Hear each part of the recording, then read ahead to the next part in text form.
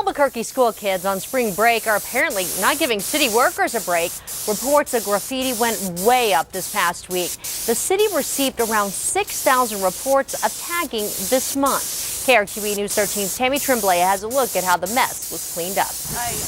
I think it's ugly, and I think it's disrespectful. It's just not a nice thing to see in your neighborhood. You want your houses in your neighborhood to look beautiful, and it mars it.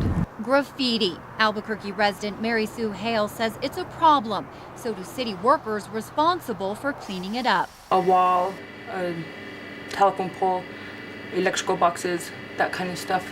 On this shift, Misty Estevel responded to dozens of 311 calls forwarded to her by the city. Philip Torrieta was standing by for this one. Montaño and Rio Grande is on a brown block wall just east of this intersection. When he arrived, he found tagging stretching a half mile on walls, signs, and even this fire hydrant. Torrieta, a graffiti removal technician, says it doesn't take long to get rid of it.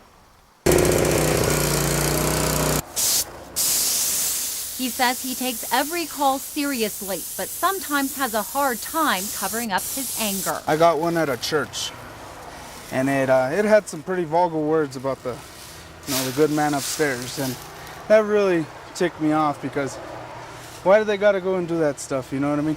Hale says she knows exactly what he means. Someone tagged her church in the North Valley this weekend. Good anyway, but it's really disrespectful to do that to a church, a house of God. She's glad it was at least removed quickly. Tammy Tremblay, KRQE News 13. And the city says when someone calls 311 to report graffiti, a crew responds that day, many times within the hour. The city spends about $1 million a year in graffiti removal.